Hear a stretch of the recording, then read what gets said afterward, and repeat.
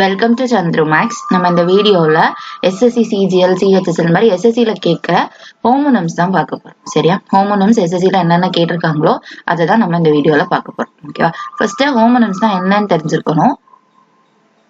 வாசிக்கும் போது ஒரே மாதிரி இருக்கும், ஆனா ஸ்பெல்லிங் வித்தியாசம் இருக்கும்.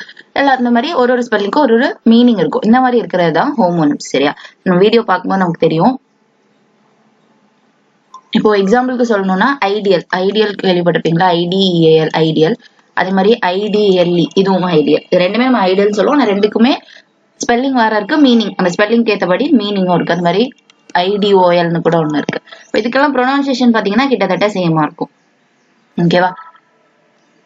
அதே மாதிரி பீஸ் இந்த பீஸ்க்கு வந்து அமைதின்னு அர்த்தம். இந்த பீஸ்னா ஒரு பீஸ் ஆஃப் கேக்கு. பீஸ் அப்படின்னா ஒரு சின்ன பகுதி அப்படின்னு சொல்றதுக்கு இந்த பீஸ். இந்த மாதிரி நம்ம வாசிக்கும் போது ஒரே மாதிரி ப்ரொனன்சியேஷன் கொடுக்குது, ஆனா வந்து மீனிங் மாறுது, லெட்டர்ஸ் ஓகேவா, ஸ்பெல்லிங் மாறுது. இந்த மாதிரி இருக்கிறதா நம்ம ஹோமோஃபோன்ஸ் அப்படின்னு சொல்லுவோம். இப்போ எஸ்எஸ்சி இந்த மாதிரி எக்ஸாம்ஸ்ல சிஜிஎல் சிஹெச்எஸ்எல் எம்டிஎஸ் இதெல்லாம் கேட்டா ஹோமோஃபோன்ஸ் தான் நம்ம பார்க்க போறோம். சரியா? ஃபர்ஸ்ட் கொஸ்டின் பாருங்க. எக்ஸெப்ட். ஓகேவா? அக்செப்ட் ஏ போட்டோம்னா அது ஒரு வேர்ப, எக்ஸெப்ட்னு சொல்லும்போது ஒரு ப்ரிப்போசிஷனா யூஸ் பண்றோம். ஃபர்ஸ்ட் ரெண்டுக்கும் நம்ம மீனிங் தெரிஞ்சுக்கணும். அப்பதான் எங்க யூஸ் பண்ணலாம் அப்படிங்கிறது தெரியும். கரெக்டா? ஃபர்ஸ்ட் பாருங்க, அக்செப்ட்ங்கிறது to agree to receive or approve something. ஏதோ ஒரு விஷயத்த நம்ம ஏத்துக்கிறது. ஓகேவா? நமக்கு ஏதோ ஒண்ணு தாராங்க, இப்ப யாரோ நமக்கு சாக்லேட் தராங்க, அதை வாங்கிக்கிறோம் அப்படின்னு சொன்னா கூட அதை அக்செப்ட் பண்ணிக்கிறோம் அர்த்தம். யாரோ கிஃப்ட் தராங்க வாங்கிக்கிறோம் அப்படின்னா அக்செப்ட் பண்ணிக்கிறோம், நம்ம வாங்கிக்கிறது. சரியா? ஒரு விஷயத்த நம்ம ஏத்துக்கிறோம், ஆர் ரிசீவ் வாங்கிக்கிறோம், ஆர் அப்ரூவ் அதுக்கு ஒத்துக்கிறோம். இந்த மாதிரி சொல்றதுக்கு அக்செப்ட். அக்செப்டுக்கு மீனிங் தெரிஞ்சுட்டு அடுத்து பாருங்க எக்ஸெப்ட். இதுல வந்து யூஸ் பண்றாங்களா எக்ஸெப்ட். இது என்னன்னா not including somebody or something. இதை தவிர, இந்த ஒரு பொருளை தவிர, இல்ல இந்த ஆளை தவிர, இந்த மாதிரி ஒருத்தங்களை தவிர அப்படி அவங்களை மட்டும் விட்டுட்டு நம்ம ஒண்ணு பண்றோம் இல்லையா, அதுக்கு நம்ம எக்ஸெப்ட் அப்படின்னு சொல்லலாம். ஓகேவா? ஒரு குரூப் ஆஃப் பீப்புளை சொல்லிட்டு அதுல ஒரு 2 பேரை தவிர, இல்ல இந்த ஒருத்தரை தவிர, இந்த மாதிரி சொல்றதுக்கு நம்ம எக்ஸெப்ட் அப்படிங்கறது யூஸ் பண்ணலாம். இப்ப கிளாஸ்ல எல்லாருமே வந்திருக்காங்க, ராம தவிர அப்படி சொல்லணும்னா எக்ஸெப்ட் ராம் அப்படின்னு சொன்னா அவனை மட்டும் நம்ம எடுக்க கூடாது அப்படின்னு அர்த்தம். சரியா? இந்த ரெண்டுக்கும் மீனிங் புரிஞ்சிருக்கும். அக்செப்ட்னு சொன்னாங்கன்னா ஒரு விஷயத்தை ஏத்துக்கிறது, எக்ஸெப்ட்னு சொன்னாங்கன்னா அதை மட்டும் தவிர்க்கிறது. சரியா? சரி, இப்ப பாக்கலாமா? எக்ஸாம்பிள் பார்க்கலாம். நம்ம ஃபர்ஸ்ட் இதுக்கு எங்கெல்லாம் யூஸ் பண்ணலாம்னு தெரியணும் இல்லையா? She accepted the award with gratitude. ஓகேவா? ரொம்ப பணிவோட அந்த அவார்டை அக்செப்ட் பண்ணிக்கிட்டா, அதை ஏத்துக்கிட்டா அப்படின்னு அர்த்தம். ஓகே. அப்புறம் இன்னொன்னு பாருங்க, everyone come to the picnic except John. எல்லாருமே அந்த டூருக்கு வராங்க, பிக்னிக்கு வராங்க, ஜானை தவிர. எக்ஸெப்ட் ஜான் அப்படின்னா ஜான் வரல, அவனை தவிர எல்லாருமே வந்திருக்காங்க அப்படின்னு சொல்றாங்க. சரியா? இதுல கொஸ்டின் எப்படி கேட்கலாம் உங்களுக்கு அப்படின்னா, சென்டென்ஸ் கொடுத்துட்டு அந்த சென்டென்ஸ் எது கரெக்ட்னு கேட்பாங்க. அக்செப்டுக்கு பதிலா எக்ஸெப்ட் இருக்கும், சில இதுல எக்ஸெப்டுக்கு பதிலா அக்செப்ட் இருக்கும், இந்த மாதிரி இருக்கும். அப்ப நம்ம அதை வந்து ஸ்பாட் எரர் பண்ணுவோம் இல்லையா, அந்த மாதிரி இருக்கும். இப்ப இந்த இடத்துல ஷீ அக்செப்டட் த அவார்ட் அப்படின்னு இருந்துச்சுன்னா அது தப்பு. கரெக்டா? இந்த மாதிரி மாத்தி கேட்பாங்க. நமக்கு அந்த ஸ்பாட் எரர் டைப்ல இந்த கொஸ்டின்ஸ் கேட்கலாம். இல்லைன்னா நமக்கு ஃபில் இன் த பிளாங்க் டைப்ல இந்த கொஸ்டின் கேட்பாங்க. சரியா? சரி, இப்ப நம்ம இது ரிலேட்டட் எக்ஸெப்ட் ரிலேட்டடா உள்ள கொஸ்டின்ஸ் பார்க்கலாம். ஃபர்ஸ்ட் பாருங்க, select the options that describes the meaning of both the words. இது நார்மலா ஒரு கொஸ்டின் கேட்டிருக்காங்க. எக்ஸெப்ட்க்கு மீனிங் என்ன அப்படிங்கிற மாதிரி ஒரு கொஸ்டின் கேட்டிருக்காங்க. பாருங்க, அக்செப்ட் மீன்ஸ் டு அக்ரி, ஒத்துக்கிறது, கரெக்ட். ஆனா எக்ஸெப்ட் மீன்ஸ் டு டினை, ஒத்துக்காம இருக்கிறதா எக்ஸெப்ட்னு கேக்குறாங்க. இல்ல. ஓகேவா? எக்ஸெப்ட் அப்படின்னா ஒருத்தரை தவிர, கரெக்டா? டினைனா மறுக்கிறதுக்கும் எக்ஸெப்டுக்கும் சம்பந்தம் இல்ல. அப்ப ஃபர்ஸ்ட் ஆப்ஷன் வராது. அடுத்து பாருங்க, accept means to receive willingly, ஒரு விஷயத்த ரிசீவ் பண்ணிக்கிறது, ஏத்துக்கிறது. And except means to exclude அப்படின்னா அதை மட்டும் தவிர்க்கிறது. கரெக்டா? இதுதான் கரெக்ட் ஆன்சர். அந்த ஒன்ன மட்டும் விட்டுட்டு அப்படின்னு சொல்றதுக்கு தான் எக்ஸெப்ட்.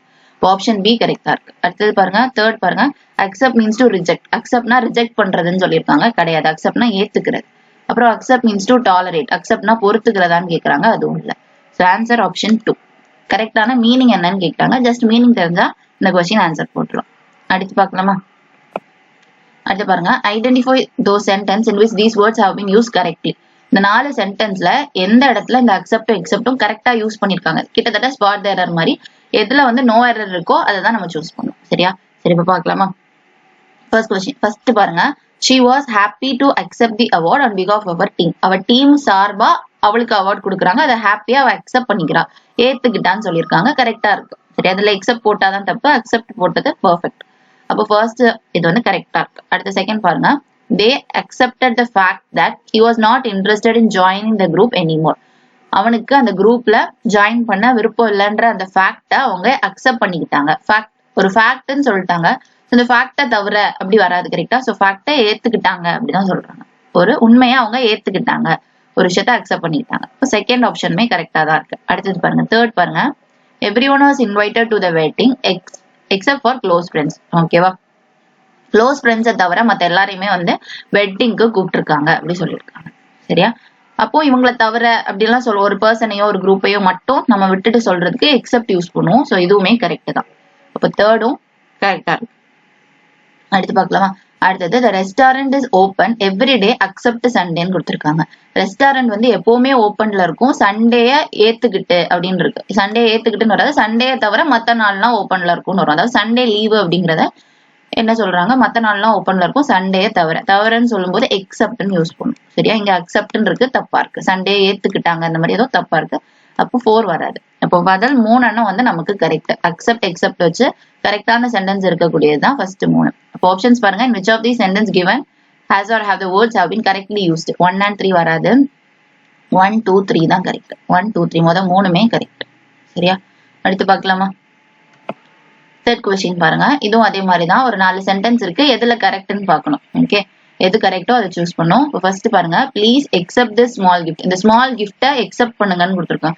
அக்செப்ட் பண்ணுங்கன்னு வரும். ஏதோ ஒண்ணு தாராங்க, அதை நம்ம வாங்குறோம் அப்படின்னா ஏத்துக்கிறதுக்கு அக்செப்ட் இல்லையா, அக்செப்ட் தான் வரணும். இது தப்பா இருக்கு.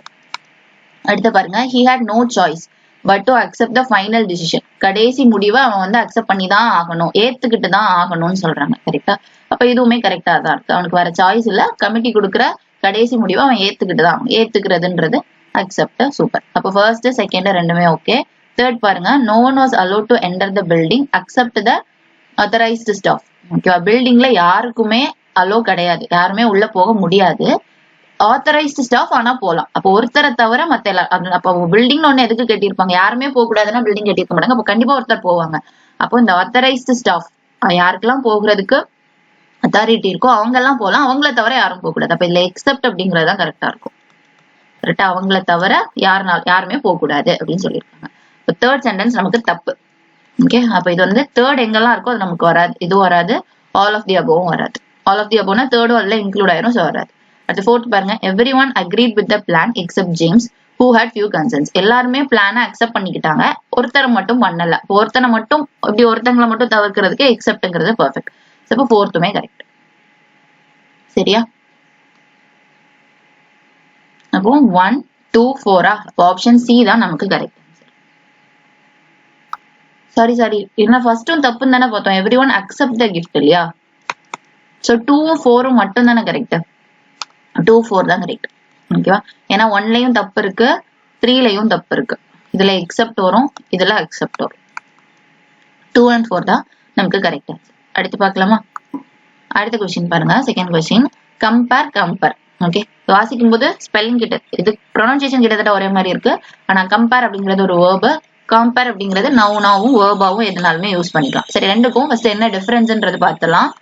ஃபர்ஸ்ட் பாருங்க, கம்பேர் அப்படின்னா, இப்போ கம்பேர் அப்படின்னு சொல்லும்போது ஒரு 2 விஷயத்த பத்தி அந்த 2க்கும் பொதுவா என்னென்ன இருக்கு, என்ன வித்தியாசம் இருக்கு அப்படின்னு சொல்றது கம்பேர். இப்போ நம்ம 2 ட்ரெஸ் பாக்குறோம், இந்த 2ல எதையா ஒண்ணு சூஸ் பண்ணோம் அப்படின்னா இந்த 2 பத்தி ஃபர்ஸ்ட் காமனா இருக்கிறதெல்லாம் சொல்லுவோம். இது 2மே கிட்டத்தட்ட ஒரே ரேட்டு தான், இதுமான கொஞ்சம் கலர் ஜாஸ்தியா, கலர் நல்லா இருக்கு, இப்படி எல்லாம் நம்ம பேசுவோம். கரெக்டா, குவாலிட்டி நல்லா இருக்கு. அப்போ ஒரு விஷயத்த 2 விஷயத்த நம்ம கம்பேர் பண்றோம் அப்படின்னாலே அதோட ஒற்றுமைகளையும் ஒரே மாதிரி என்ன இருக்கு அப்படிங்கறதையும் என்ன டிஃபரன்ஸ் இருக்கு அப்படிங்கறதையும் நம்ம வந்து பார்ப்போம்.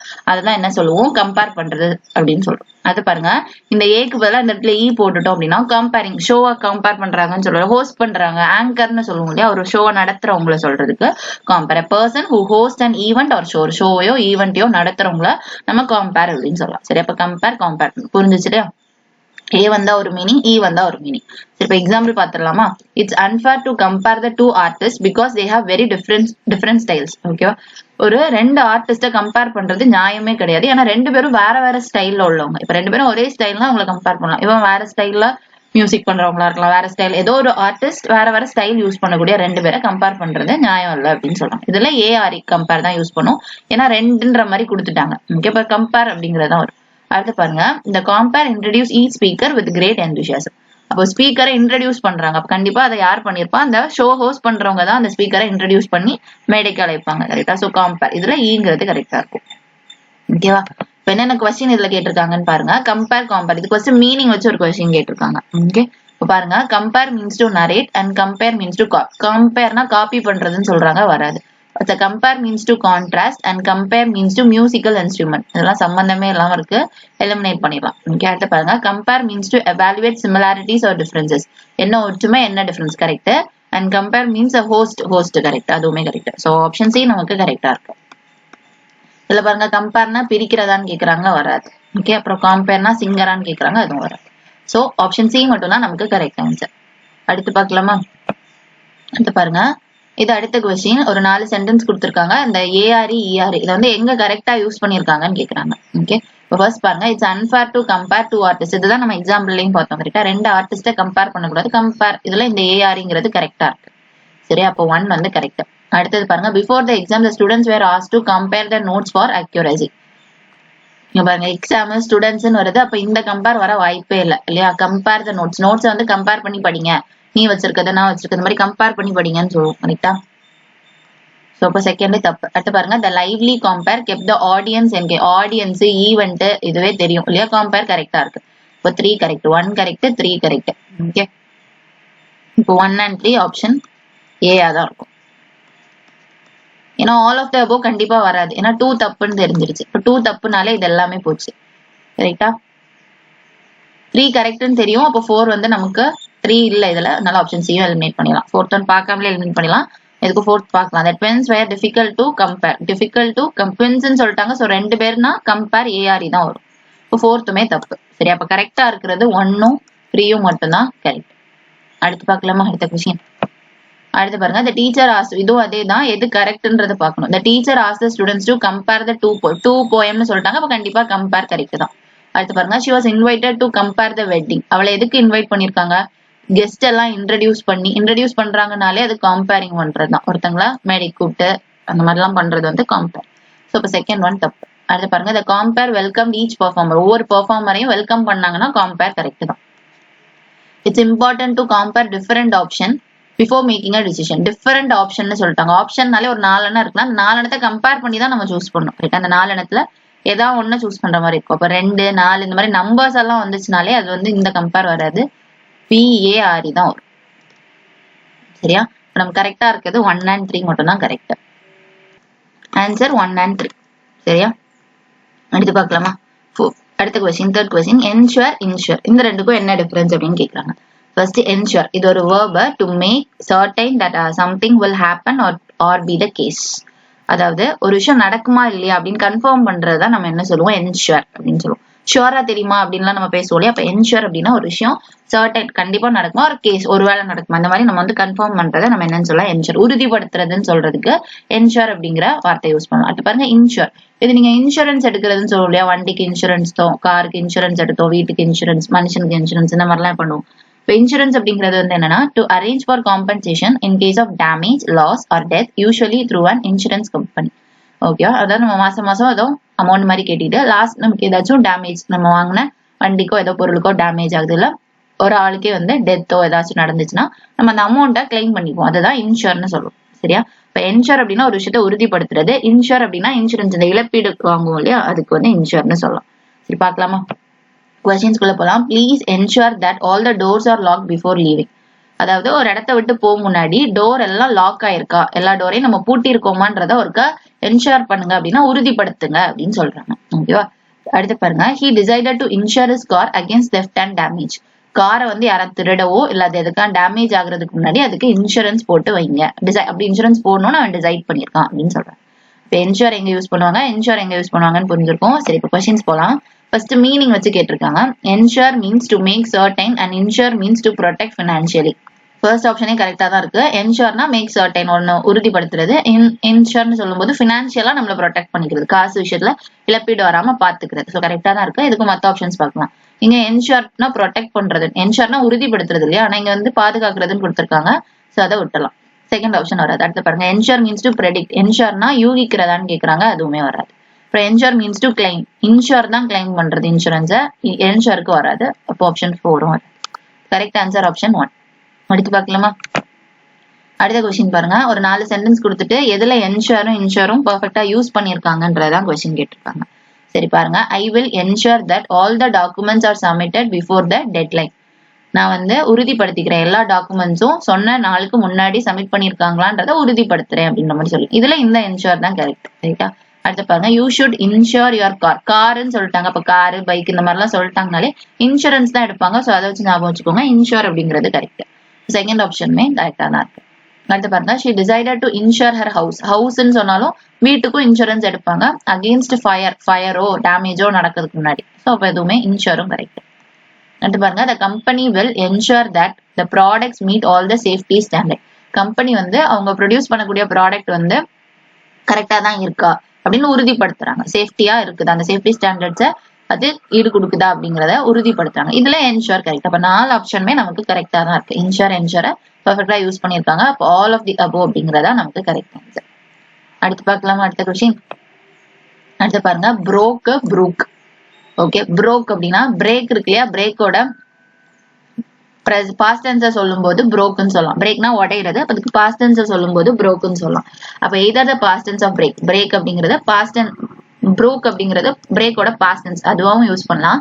இல்லைன்னா ஹேவிங் நோ மணி, காசு இல்ல அப்படிங்கறதையும் நம்ம ப்ரோக் அப்படிங்கிற வார்த்தையில யூஸ் பண்ணலாம். ஒருத்தவங்களுக்கு காசு இல்லாம இருக்கனாலும் ப்ரோக் அப்படிங்கிற வார்த்தையை யூஸ் பண்ணலாம். அதுக்கு இங்க பாருங்க, இங்க இங்க ஒரு ஓக்கு பார்த்துட்டோம். இப்ப 2 ஓ கேட்டிருந்தாங்க அப்படின்னா ஸ்மால் ஸ்ட்ரீம் ஆஃப் வாட்டர், ஒரு சின்ன நீர்வீழ்ச்சியை சொல்றாங்க. அதாவது அருவி இருக்கு இல்லையா, அருவிக்கு நம்ம என்ன சொல்லலாம், ப்ரூக்குன்னு சொல்லலாம்.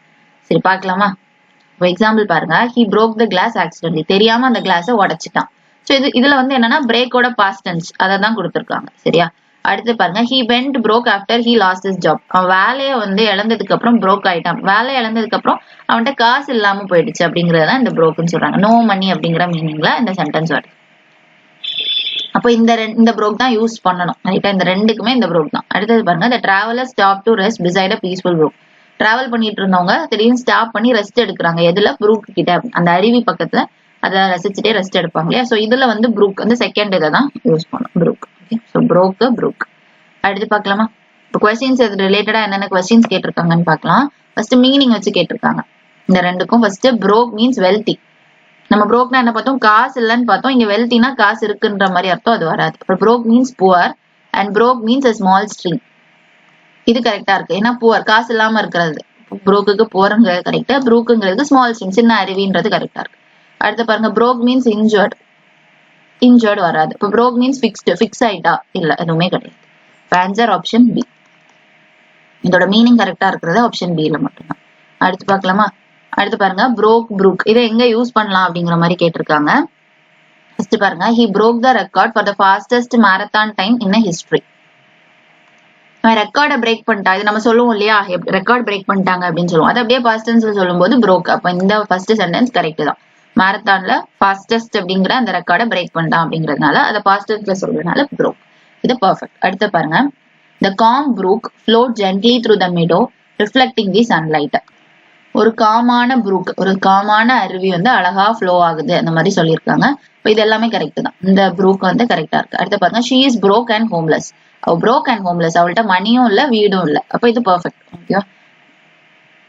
சாரி, இது வந்து தப்பா இருக்கு. இல்ல, இந்த ப்ரோக் தானே பார்த்தோம், BROKE. இதுதான் ரெண்டு மீனிங் பார்த்தோம். ஒன்னு பிரேக்கும் இன்னொன்னு மணி இல்லாததும். அப்ப கரெக்ட் தான். அப்ப ஆப்ஷன் சியும் கரெக்ட் தான். அடுத்து பாருங்க, we decided to take a walk along the brook in the forest. நாங்க வந்து நடக்கலாம்னு நினைச்சோம். எது வழியான? அந்த ப்ரூக் அருவி வழி, அந்த ஃபாரஸ்ட்ல இருக்க அருவி வழியா அந்த நடக்கலாம் அப்படின்னு நினைச்சோம். ஓகே, அப்ப அது கரெக்ட். ஓகே, அப்ப 4மே கரெக்ட் தான். ஆல் ஆஃப் தி அபோவ் அப்படிங்கறது நம்ம கரெக்ட். அடுத்து பார்க்கலாமா. அடுத்து பாருங்க, கான்ஃபிடென்ட். இதுல வந்து இ வருது, இதுல ஏ வருது, இவ்வளவுதான் வித்தியாசம். நமக்கு இ வந்துச்சுன்னா அது ஒரு அட்ஜெக்டிவா யூஸ் பண்ணுவாங்க, ஏன்னு சொல்லும் போது அது ஒரு நவுனா யூஸ் பண்ணுவாங்க. சரி பாருங்க, ஃபர்ஸ்ட் கான்ஃபிடென்ட் அப்படின்னா having strong belief R assurance in one self. நம்ம மேல நம்மளே நம்பிக்கையா இருக்கிறது தான் நம்ம என்ன சொல்லுவோம், கான்ஃபிடென்ட் அப்படின்னு சொல்லுவோம், நம்பிக்கையா இருக்குது. அடுத்து பாருங்க, கான்ஃபிடென்ட். இந்த ஏஎன்டி வந்துன்னா trusted person with whom one shares private matters. அதாவது ரொம்ப நம்பகமானவங்கன்னு சொல்லுவோம்ல, என்னன்னாலும் சொல்லலாம். நம்மளோட பிரைவேட் மேட்டர்ஸ், நம்மளோட தொடர்பான விஷயங்களை நம்பி ஒருத்தவங்க கிட்ட சொல்லலாம் அப்படின்னா அதை கான்ஃபிடென்ட்னு சொல்லுவோம். சரியா? இப்போ ஒரு ஆளை சொல்லும் போது கான்ஃபிடென்ட் அப்படின்னாலே இது ஒரு ஆளை குறிக்குது, ரொம்ப நம்பகமான ஒரு ஆளை சொல்லுது. இதே கான்ஃபிடென்ட் அப்படின்னா ரொம்ப தன்னம்பிக்கையோட இருக்கிறது, நம்பிக்கையோட இருக்கிறது, எனக்கு இதுல நம்பிக்கை இருக்கு அப்படின்னு சொன்னா அது கான்ஃபிடென்ட். சரியா? சரி, இப்போ அது ரிலேட்டடான கொஸ்டின்ஸ் பார்க்கலாமா. ஃபர்ஸ்ட் பாருங்க, she was confident about her performance in the interview. அவ இன்டர்வியூ போய் பெர்ஃபார்ம் பண்ணிட்டா, அதுல ரொம்ப கான்ஃபிடென்டா இருக்கா, அதாவது ரொம்ப நம்பிக்கையா இருக்கா, அந்த இன்டர்வியூ கிடைச்சிரும் அப்படின்னு ரொம்ப நம்பிக்கையா இருக்கா. ஓகே, அடுத்து பாருங்க. he trusted his old friend as his confidant. அவன் வந்து அவனோட பழைய ஃப்ரெண்டை தான் கான்பிடென்ட்டா நம்புறான். அதாவது ஒரு ஆளை நம்புற ரொம்ப நம்பகமான ஒருத்தன், எனக்கு என் பழைய ஃப்ரெண்ட் ஒருத்தன் ரொம்ப நம்பகமானவன், அவன்கிட்ட என்ன சொன்னாலும் சீக்ரெட் வெளியே போகாது அந்த மாதிரி. ஸோ கான்பிடென்ட் அப்படிங்கிறது கரெக்ட். சரியா, அடுத்து பார்க்கலாமா? பாருங்க, இது ரிலேட்டடா கேட்ட கொஸ்டின்ஸ் பாருங்க. கான்பிடென்ட், கான்பிடென்ட்ல வச்சுட்டு மீனிங் வச்சு கேட்டிருக்காங்க. Confident is someone who reveals secret. நம்ம என்ன பார்த்தோம்? ஈ வந்துச்சு, ஏ வந்தாதான் சீக்ரெட்டை வந்து வெளியில சொல்ல மாட்டாங்கன்னு பார்த்தோம். ஈங்கிறது நம்பிக்கையா இருக்கிறத சொல்லுவோம். இங்க சீக்ரெட்டை வெளியில சொல்றவங்களை பத்தி ஏதோ சொல்லுது, அப்ப இது வராது. அடுத்து பாருங்க, கான்பிடென்ட் ரிலேட்டட் டு ஃபியர். பயப்படுறத கான்பிடென்டான்னு கேக்குறாங்க. இது வந்து அப்படியே ஆன்டனிமா இருக்கு, ஆப்போசிட்டா இருக்கு. கான்பிடென்ட்னா பயமே இல்லாம நம்பிக்கையா இருக்கிறது இல்லையா, அப்ப இது வராது. அடுத்து தேர்ட் ஆப்ஷன் பாருங்க. Confident means having strong belief. Correct, strong belief.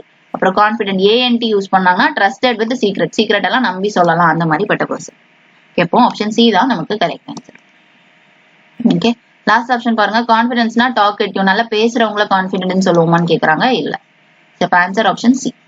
Okay, டிஇஎன்டினா ரொம்ப நம்பிக்கையா இருக்கிறது. ஏஎன்டி அப்படின்னு சொன்னாங்கன்னா சீக்ரெட் எல்லாம் வெளியே சொல்லாத ஒரு நம்பகமான ஒரு ஆளை சொல்றது. அடுத்து பார்க்கலாமா? அடுத்து பாருங்க, கான்பிடென்ட் அண்ட் கான்பிடென்ட்.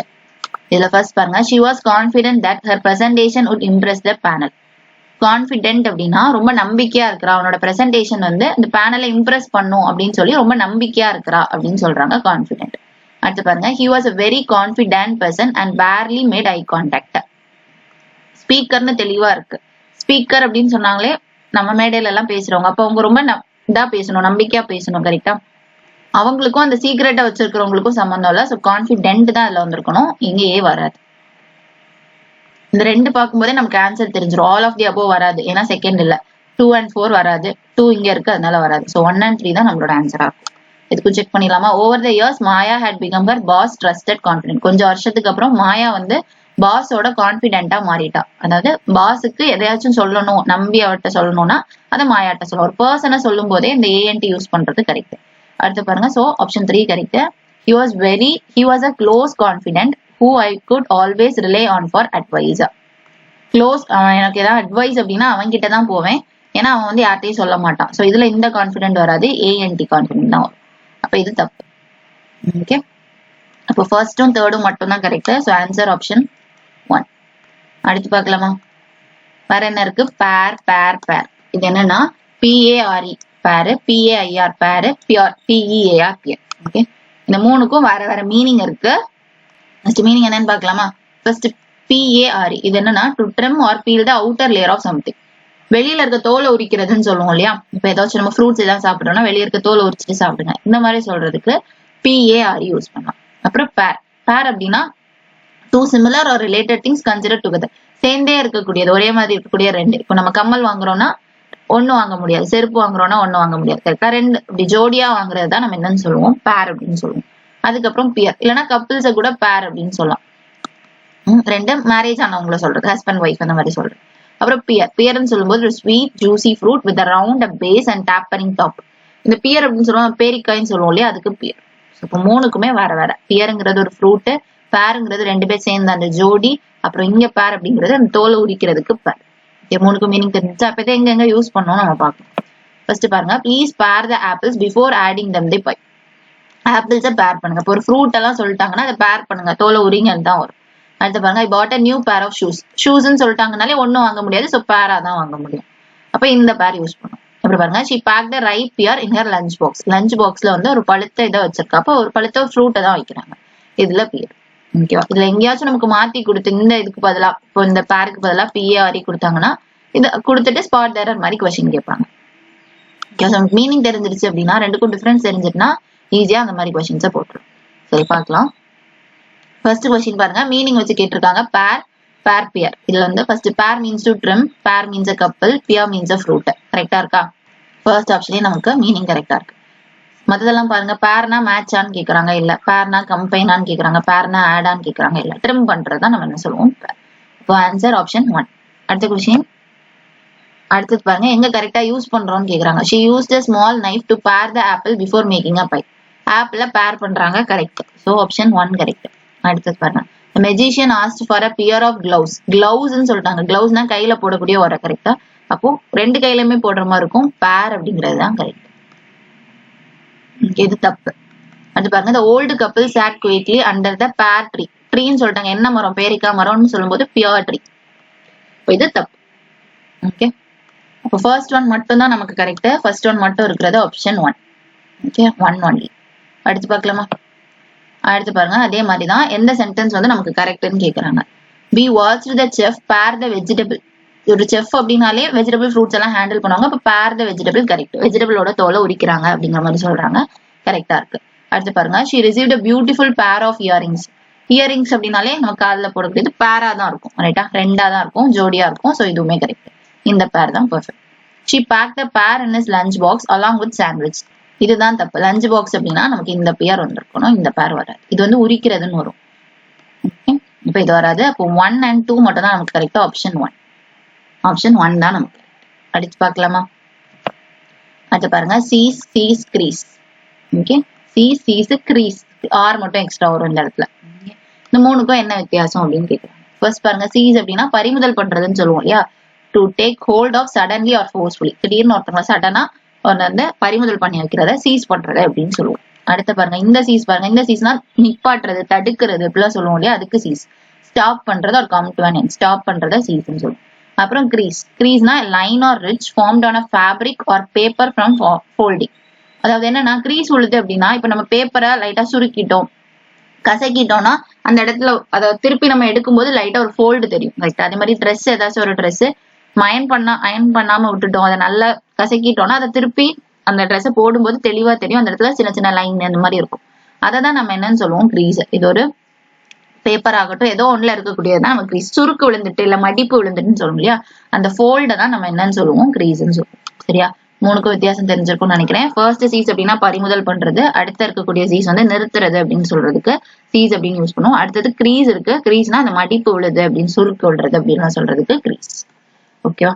சரி, பார்க்கலாம். கொஸ்டின் பாருங்க, எக்ஸாம்பிள் கொடுத்துருக்காங்க பாருங்க. the police seized the stolen goods. திருடின பொருளை வந்து சீஸ் பண்ணிட்டாங்க, பறிமுதல் பண்ணிட்டாங்க. அடுத்த நாய் cease when the light went. Light திடீர்னு போனோம்னா நாய் சீஸ் ஆயிட்டு, சத்தம் அப்படியே நின்னுட்டு ஸ்டாப் ஆயிட்டு அப்படிங்கிற மீனிங்ல சொல்றாங்க. சரியா? வந்து பாருங்க, he ironed his shirt, remove the grease. அந்த கிரீஸை ரிமூவ் பண்றதுக்காக ஷர்ட்டை அயன் பண்றாங்க, சின்ன சின்ன சுருக்க வந்து நீக்கிறதுக்காக ஷர்ட்டை அயன் பண்ணிருக்காங்க. சரியா? 3 சீஸுமே புரிஞ்சிருக்கும். சரி, பார்க்கலாமா? கொஸ்டின்ஸ் பார்க்கலாம். ஃபர்ஸ்ட் பாருங்க, மீனிங் வச்சு கொஸ்டின் கேட்டிருக்காங்க. Seize cease crease. ஃபர்ஸ்ட் பாருங்க, seize means to take by force, cease means to stop, and crease means a fold or line. கரெக்டா இருக்கா? மீனிங் கரெக்டா இருக்கு. ஃபர்ஸ்ட் சீஸை வந்து டேக் பை ஃபோர்ஸ் பறிமுதல் பண்றது, அடுத்த சீஸ் வந்து நிறுத்துறது, அடுத்த சீஸ் வந்து ஃபோல்டோ அந்த லைனோ இருக்கிறத கிரீஸ்ன்னு சொல்றோம். பர்ஃபெக்ட். அடுத்ததுல இருந்து பாருங்க, இது வந்து அப்படியே தப்பா கொடுத்துருக்காங்க. கிரீஸுக்கு தான் ஃபோல்டு வரும், இது தப்பு. அடுத்த பாருங்க, சீஸ்னா கிஃப்டான்னு கேக்குறாங்க, இல்ல. சீஸ்னா கட் பண்றதான்னு கேக்குறாங்க, இல்ல. சோ ஆப்ஷன் 1 தான் நமக்கு correct answer. Meaning just meaning தெரிஞ்சா இது போட்டுரும். அடுத்த கொஸ்டின் பாருங்க, இது வந்து எந்த சென்டென்ஸ் கரெக்ட்னு கேக்குறாங்க. the police were able to seize the stole. இது நம்ம வந்து எக்ஸாம்பிள்லயே பார்த்தோம், ஸ்டோலன் குட்ஸ், திருடின பொருளை அதை வந்து பறிமுதல் பண்ணிட்டாங்க போலீஸ். அப்போ இது கரெக்ட். ஃபர்ஸ்ட் ஆப்ஷன் நமக்கு கரெக்ட். அடுத்தது பாருங்க, if you don't press the shirt properly it will seize at the sleeves. நம்ம ஷர்ட்டை வந்து ஒழுங்கா பிரஸ் பண்ணல அப்படின்னா அது அந்த ஸ்லீவ்ல, கை அந்த இடத்துல வந்து சீஸ் ஆயிரும்னு சொல்றாங்க. இது தப்பு. நம்ம என்ன பார்த்தோம், இந்த மாதிரி சட்டையில இல்ல பேப்பர்ல எல்லாம் இந்த சுருக்கு மாதிரி விழுந்துட்டுனா கிரீஸ் அப்படிங்கறதான் யூஸ் பண்ணுவோம், கரெக்டா? இங்க வந்து தப்பா இருக்கு, சீசன் இருக்கு, கிரீஸ். இந்த ஆர் வந்து இப்ப செகண்ட் ஆப்ஷன் தப்பு. செகண்ட் தப்புனாலே ஃபர்ஸ்ட் ஆப்ஷன் வராது, தேர்ட் ஆப்ஷன் வராது. ஓகே, ஆல் த அபோவும் வராது, ஏன்னா செகண்ட் தப்பு இல்லையா? அப்ப நமக்கு பேலன்ஸ் இருக்கிறது 1 and 3 அப்படிங்கிறது தான் கரெக்ட். எதுக்கும் third பாத்துடலாமா? she noticed the sharp crease down the center of the paperன்னு சொல்லிட்டாங்க, கிரீஸ்ங்கிறது பர்ஃபெக்ட். ஓகேவா? இப்போ 1 and 3 தான் நம்மளோட ஆன்சர். அடுத்து பார்க்கலாமா? அடுத்த கொஸ்டின் பாருங்க, டெஃபி டெஃபி. இதுல வந்து என்னன்னா, டெஃபே அப்படின்னா அப்போஸ் ஆர் டிஸ்ஓபே, ஒரு விஷயத்தை எதிர்க்கிறது இல்லைன்னா மரியாதை இல்லாம நடந்துக்கிறது டெஃபே. ஒருத்தவங்களை எதிர்க்கிறதுக்கு மேக்சிமம் டெஃபே அப்படிங்கிற வார்த்தையை யூஸ் பண்ணுவாங்க. சரியா? அடுத்து இதுல எக்ஸ்ட்ரா ஒரு ஐ போட்டுட்டோம் அப்படின்னா வர்ஷிப் இல்லைன்னா ரெஸ்பெக்ட் மாதிரி, அப்படியே ஆப்போசிட்டா வருது பாருங்க மீனிங். ஒருத்தங்களா மரியாதை கொடுக்கறது, இங்க மரியாதை இல்லாம பாத்துக்கிறதுன்னு பார்த்தோம், இங்க ரெஸ்பெக்ட் பண்றது, மரியாதை கொடுக்குறது. ரெண்டுக்குமே ஆப்போசிட் மீனிங். ஆனா வாசிக்கும் போது ப்ரொனன்சியேஷன் சேமா இருக்கு. ஒரு சின்ன லெட்டர் தான், ஒரு ஐ மட்டும் எக்ஸ்ட்ரா போட்டுட்டா மரியாதைன்னு அர்த்தம், ஐ போடலாம் மரியாதை இல்லாம இருக்கிறது, ஒருத்தங்களை எதிர்த்து நம்ம போராடுறது, இதெல்லாம் வந்து டெஃபி அப்படின்னு சொல்றோம். இந்த டெஃபி ஐ போட்டுட்டோம்னா ஒருத்தங்களை மரியாதை கொடுக்கறது இல்ல வழிபாடு பண்றது, கடவுள் வழிபாடு எல்லாம் பண்ணுவாங்களே அதெல்லாம் கூட நம்ம டெஃபி அப்படின்னு சொல்றோம். சரியா? சரி, இப்போ கொஸ்டின்ஸ் குள்ள போலாம். ஃபர்ஸ்ட் இதுக்கு வந்து சென்டென்ஸ் கொடுத்துருக்காங்க, எக்ஸாம்பிள் சென்டென்ஸ் பாருங்க. the Romans used to defy their emperors. ரோமன்லாம் என்ன பண்றாங்க, அவங்களோட எம்பரஸை டிஃபை பண்றாங்க அப்படின்னு சொல்றாங்க. இதுல ஐ கொடுத்துருக்காங்க கரெக்டா. அப்ப இந்த ரோமன் கல்ச்சர் படி அவங்க எம்பரஸ், அவங்களை ஆட்சி பண்றவங்களுக்கு மரியாதை கொடுக்குறாங்க, இல்ல வழிபாடு பண்றாங்க அப்படிங்கறதான் சொல்றாங்க.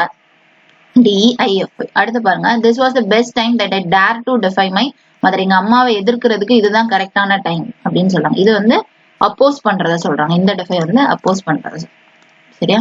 இந்த டிஃபை வந்து ரெஸ்பெக்ட் பண்றது, ஒர்க்ஷிப் பண்றத சொல்றேன். Respect or worship. ஓகேவா, அடுத்து பார்க்கலாமா?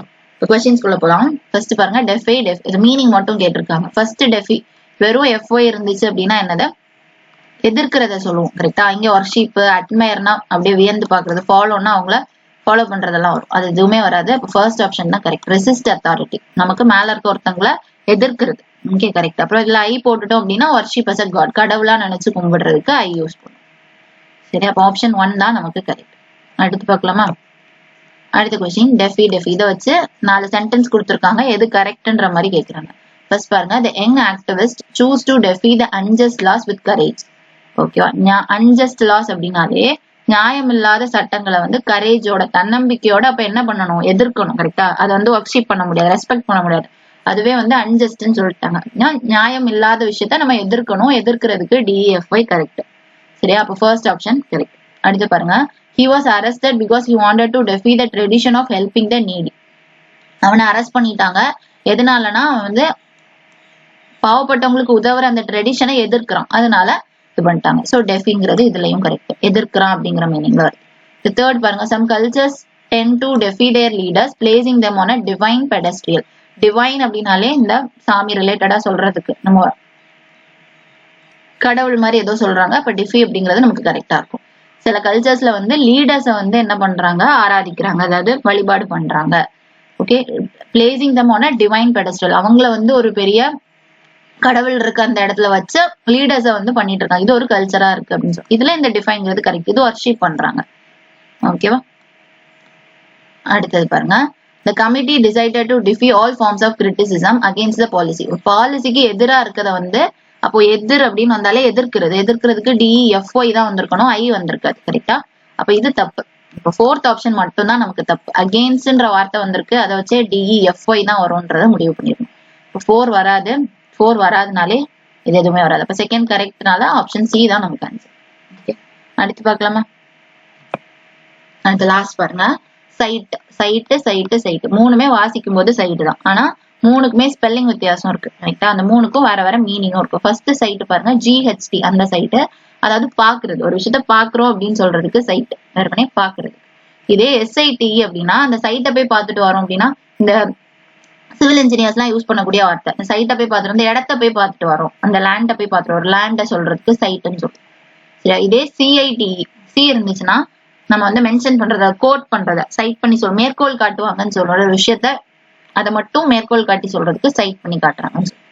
ஸோ 3 சைட்டுக்குமே ப்ரொனவுன்சியேஷன் சேம் தான், ஆனா டிஃப்ரெண்ட் ஸ்பெல்லிங் இருக்கு, டிஃப்ரெண்ட் மீனிங்கும் இருக்கு. சரியா, 3க்கும் மீனிங் புரிஞ்சிருக்கும்னு நினைக்கிறேன். ஃபர்ஸ்ட் சைட்னா பாக்குறது, அடுத்த சைட் வந்து ஒரு லொகேஷன் சொல்றாங்க, CITE அப்படின்னாலே மென்ஷன் பண்றது, மேற்கோள் காட்டுறது சொல்றேன். சரியா, பாருங்க, it was a wonderful sight scene, சீன்னு சொல்லிட்டாங்க, இப்போ ஒரு இடத்த சொல்றதுனால சைட் பாக்குறது. அடுத்து பாருங்க, இந்த கன்ஸ்ட்ரக்ஷன் சைட், இந்த சைட் அப்படிங்கிறது கன்ஸ்ட்ரக்ஷன் சைட்னா அந்த இடத்த சொல்றாங்க, கன்ஸ்ட்ரக்ஷன் எல்லாம் வந்தாலே இந்த சைட் தான் வரும். சரியா, ஃபேர் ஃப்ரம் தி சிட்டி, சிட்டியை விட கொஞ்சம் தள்ளி இருக்கு அப்படின்னு சொல்றாங்க. அடுத்தது பாருங்க, he cited many examples, நிறைய எக்ஸாம்பிள்ஸ காமிக்கிறாங்க, மேற்கோள் காட்டி சொல்றாங்க அப்படின்னு சொல்றாங்க, அதுக்கு இந்த சைட்டட் கரெக்டா. சரியா, புரிஞ்சிருக்கும்னு நினைக்கிறேன்.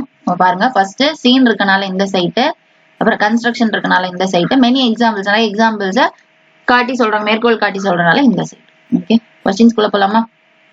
ஃபர்ஸ்ட் கொஸ்டின் மீனிங் வச்சு கேட்டிருக்காங்க, அப்ப 3க்கும் மீனிங் தெரிஞ்சுட்டா நம்ம ஈஸியா போட்டலாம். ஃபர்ஸ்ட் ஆப்ஷன் B வராதா, ஏன்னா இந்த சைட்டை பிளேஸ்ன்னு சொல்லியிருக்காங்க, இந்த சைட்டை கோர்ட்னு சொல்றாங்க, ஆப்ஷன் C வராது. சைட் மீன்ஸ் பில்டிங், தப்பு.